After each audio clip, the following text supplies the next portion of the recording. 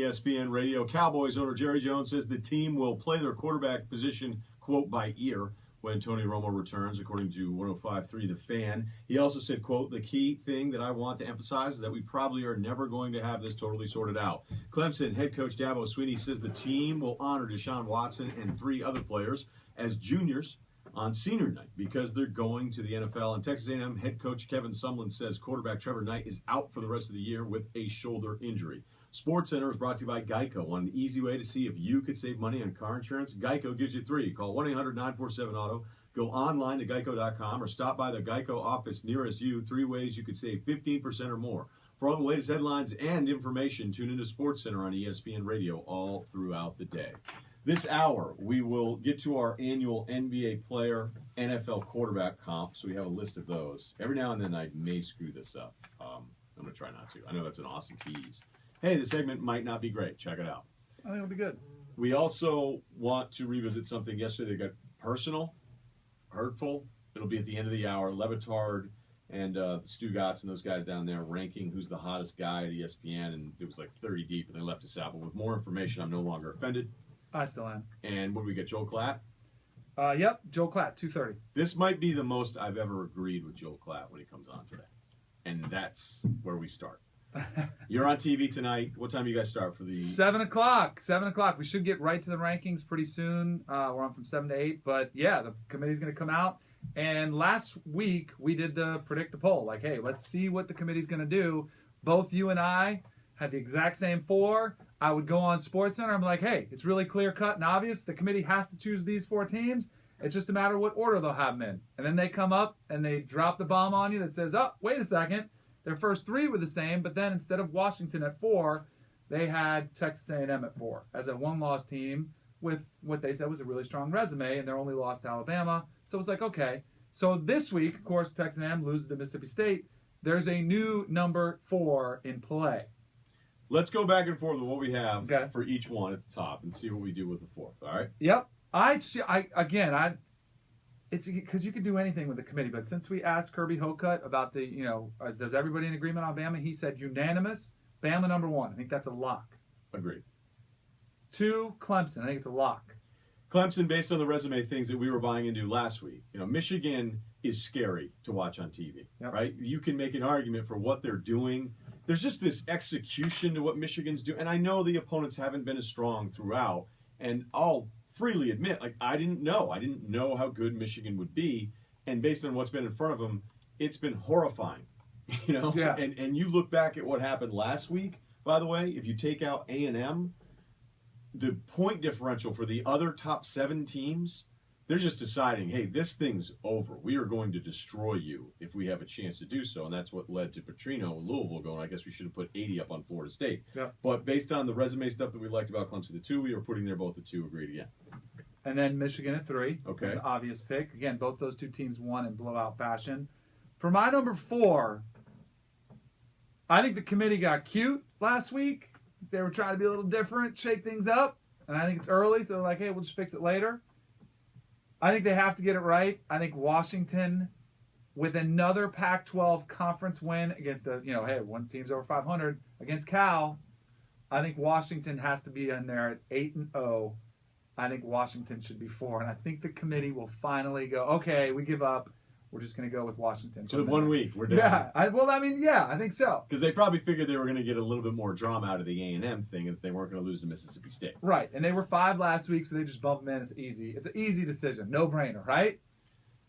I'm not so sure. Oh, no. I would put Washington there. I'm going to go ahead and guess that they have Ohio State 4.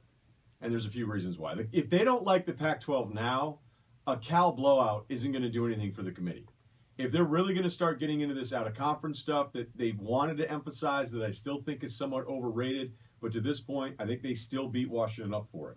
And when you look at strength of schedule, and there are a million different rankings you can look at because, let's face it, if you're a fan of a certain program, you're going to go, well, the strength of schedule is great here. You're like, yeah, it's 20 spots lower everywhere else.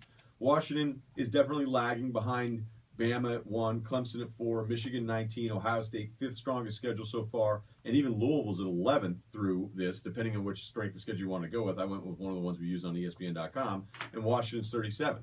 So if they want to keep playing this game, the same justifications they had, and now I disagree. Washington is a top 4 team in college football. I don't even think they would have done what they did last week if it's the one that actually mattered. I don't think they would have done it, right. Which makes me even more cautious of what they're doing. But I could see a scenario because they love the Big Ten so much, and I think the Big Ten was sold so hard at the beginning of the year, which was different. It was kind of funny to see this, where it's, hey, is the Big 12 the best? Look at what Wisconsin did against LSU. Look at some of these other out-of-conference things. The Colorado win for Michigan is even better now. That's, to me, is a little bit funny. I know we got Clack coming on. He went to Colorado. He's a big fan. They've had a great year. But are you telling me when Michigan sets their schedule a couple years ago, they're looking at that and they're playing Hawaii, UCF, and Colorado, and they're thinking, that'll impress? There's no way. No, there's no way. They lucked into that Colorado being good. A team, by the way, they were getting their butts kicked, until their quarterback gets hurt. Colorado's does, and then they come back from behind and win the game. But they're getting credit. Didn't complete a pass. They're getting credit for scheduling tough, and they basically lucked into it. Okay, you're right. You didn't know Colorado all of a sudden was going to be a ranked team when you went back and scheduled it, but you can't then also say, well, that one doesn't count. Even though I agree. Ranked. I agree. So, all I'm telling you is that if you look at connecting the dots here, and my disagreement with where Penn State is, for instance, Penn State's going to go up. Like, they don't see at Penn State Saturday night is anything close to a bad loss. And maybe they're right. Maybe Penn State has figured some things out. Maybe they're continuing to improve. I don't know that I know that after an Iowa win. Okay? Because Iowa's not that good right now.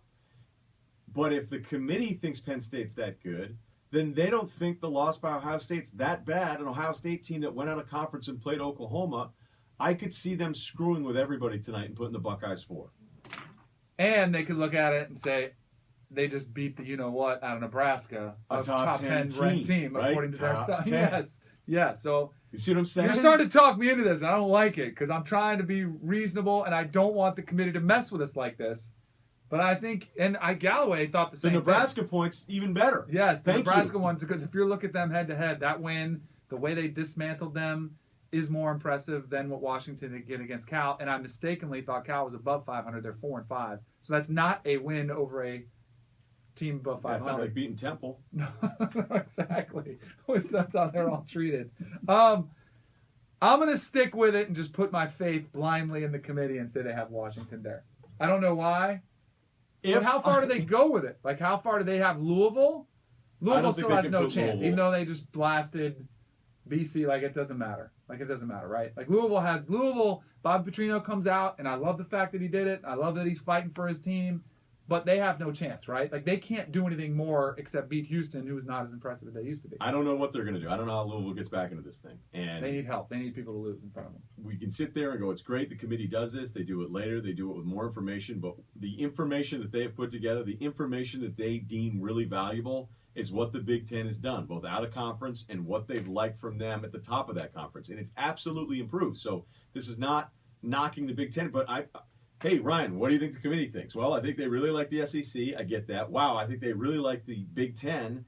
And I'm not going to come in here tomorrow and be shocked if they're 4. I won't. My jaw won't hit the floor the way it did last week when Texas A&M was 4. But I will make a case for Washington. I'll be a little bit upset about it. Like, the other thing I wanted to ask you about, because Petrino came out, and in his comments, he said, if the committee goes by resumes, then Clemson should be number 1 over Alabama. And I tended to agree with him on that, but that's the beauty of having a committee, because they can say what they want and justify their rankings any way they want. Like, they can say, hey, we watched Alabama, which same way I have them won. But if you look at resumes, Clemson's resume continually looks better, and Alabama's continually looks worse because the teams they've beaten that were good at the time are losing.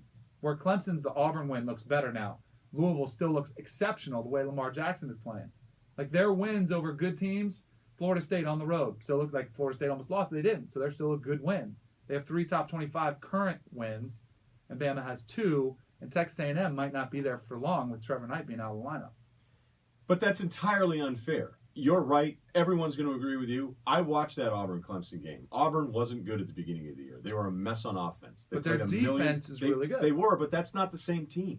So I don't understand why 2.5 months later you all of a sudden, like, I get how many teams have you beat that end up ranked, okay? But a win against Auburn this week is not the same as week 1. The same way, if A&M starts losing games with no Trevor Knight, who was basically the savior of their season at that position, even though I didn't necessarily love him, it was more of his rushing attack.